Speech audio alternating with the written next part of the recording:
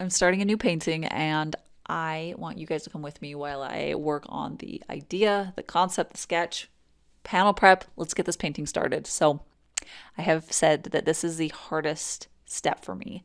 Coming up with the idea and then getting the sketch to match that is something that I would like to practice more because I feel a lot of friction with it. It doesn't really flow smoothly. It takes a lot of heartache before I get to an idea that feels worth pursuing. And a lot of that heartache is me spiraling and thinking that I'll never be able to make a piece of artwork that I like ever again. And then finally something clicks, and then immediately I'm fine. So I'll show you the panel that I'm going to work on. I've actually already picked out the panel. I love working on circles. Rectangles just don't inspire me in the same way. I work on lots of rectangles, and once I get going, it's fine. It's like the sketching part. I just don't like looking at an empty rectangle. But then once there's something there, a sketch, I like it. But anyways, we're going to work on the circle because I actually find that very exciting and fun. It will be done in October or September. So I want it to feel like fall. And I want to achieve that fall feeling in a way that I've never been able to achieve before. So that's going to be the biggest focus.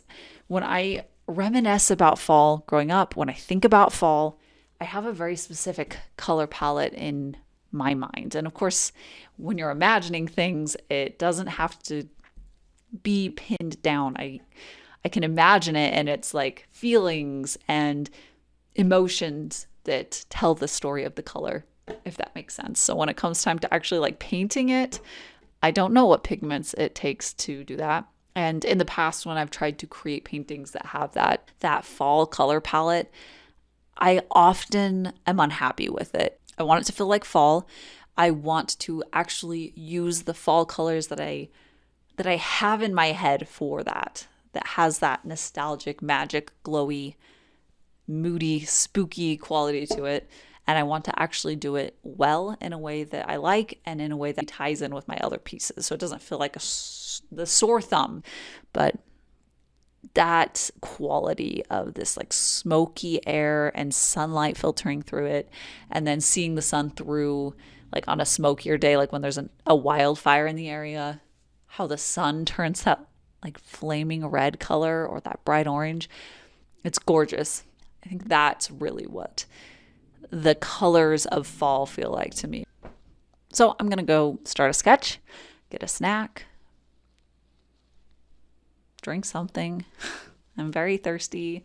It's actually really hot here still, even though I'm starting on a fall painting. So come with me. Let's start sketching. I've started the sketch, which is often just the thing that I need to get over that fear of the white canvas and the feeling that I'm never going to get something to work. Once I just get something down that can be manipulated and changed, I start to feel better. So I have the sketch that has the like main components that I want in the piece, that I think I want in the piece. And I'll show you and I'll talk about what I'm thinking about. So it's got the character and a crow. I think I actually probably want to do a couple crows.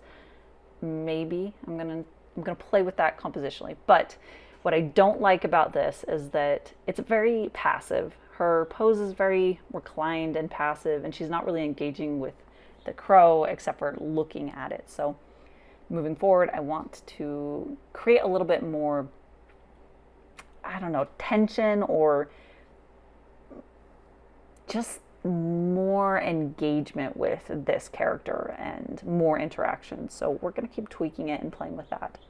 So I've been looking at reference, looking at photographs of what I want my painting to feel like. I've done thumbnails, I've done sketches, and I am just at a place where I'm just kind of bogged down with that. Nothing feels like it's right or working.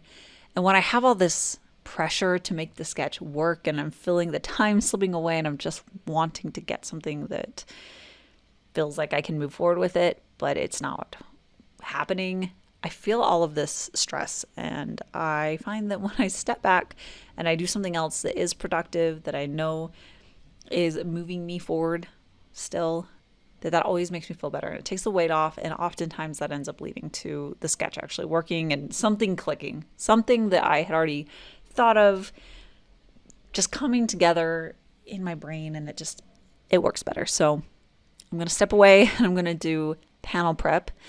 On my last piece, I did probably a C minus job. It had all the required layers to be archival. It's just I got like sawdust and some lint in it, so it was not a perfect surface to be painting on.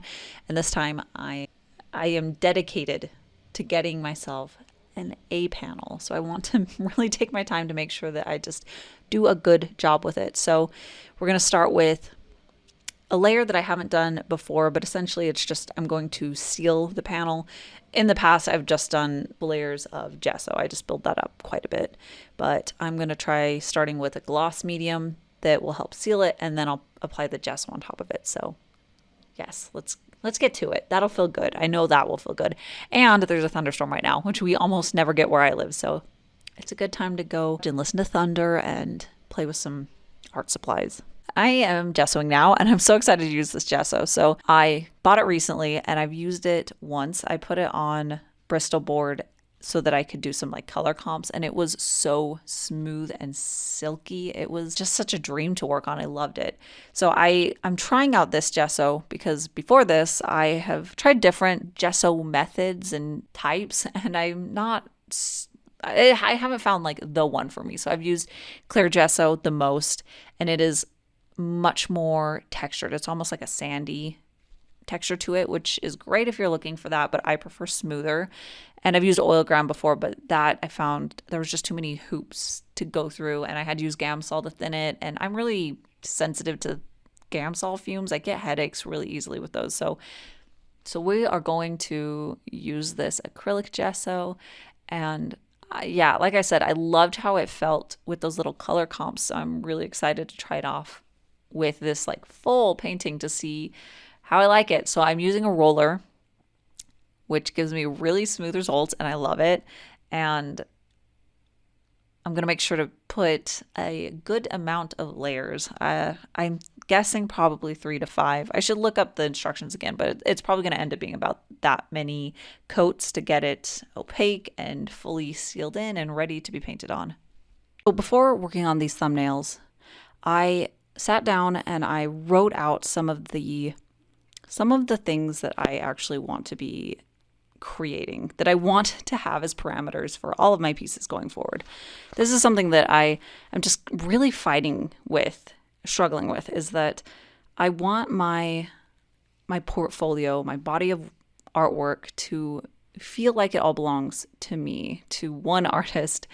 And I want it so that if someone feels really connected to a piece of artwork, that theoretically, hopefully the rest of my work also will hit those notes, or most of those notes, so that if someone finds me as an artist and they connect with what I'm creating, that they can continue to enjoy the work that I create. So I've been feeling just very unclear on what exactly I want to be painting to make it feel like my work, but also to not put myself into a box. It's something that feels very complicated, but I know that if I get a better understanding of it, I will feel so much more confident starting new pieces rather than feeling like I'm kind of starting from scratch and trying to figure out where I'm going with everything every time I start a new painting. A couple of the things that I wrote down is that I know that I love to paint characters. That's always going to be the main focus of my artwork, is I want to create engaging, appealing characters. I know that that's always going to be the focus of my work, but I'm really drawn to creating a world that the characters are living in, that feel like when you look at a painting, you're getting a very small glimpse of this much larger space or a larger world that has its own magic and things that exist there and mysteries to be discovered. So I want it to feel like something that if you're looking at my art, you feel like you want to just keep imagining what could be happening. And those are two things that I've been trying to figure out how to balance. And I think that putting it down as I want to create paintings that are character based, that have a supporting environment around them. So keeping the focus on the characters, keeping the composition clear so that the body language of the character and their silhouette,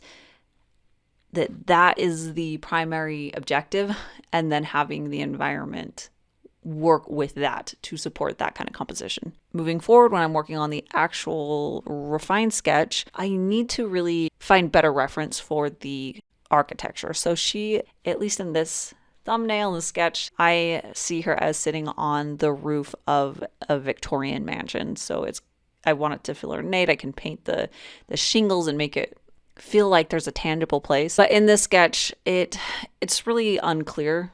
I did look at some architecture while I was sketching this, and I plucked some of that structure and put it into this. But I think that where she's sitting on like that one section of roof, and then there's these supporting roof areas next to her that help direct the eye, I think it's unclear. It's not easily recognizable that is part of a roof. And I think that it's just because it's such a narrow image of what it is, where it's just not clear on its own. So that's something that I'm going to work on. I like how it frames the eye and brings it back in and more central to the character. So I like something being there.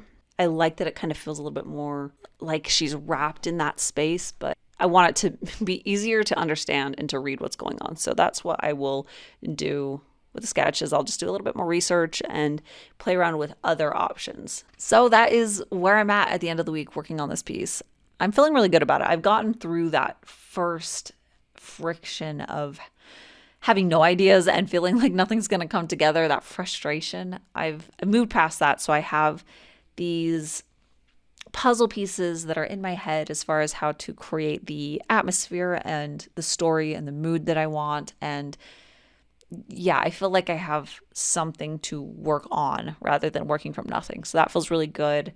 And moving forward, I'm going to start working on the refined sketch, and then I'm going to do a very thorough and clear value study. And then I'll figure out the color. Those are the next things on the docket. And then we'll be working on the final piece. So yes, I'm excited to take you guys with me as I continue working on this painting. So I'll see you guys next time. If you're still here, I just wanted to show you one of my favorite paintings that hasn't sold yet. But now that we're coming back into fall time, it's on my mind. I love it. So she's still for sale. There's a link in my description if you want to go check it out. And she would be a great addition to a home right around now as we're easing into some fall time memories and nostalgia. So yes, I have her at my shop. There's a link, and I'll see you guys next time.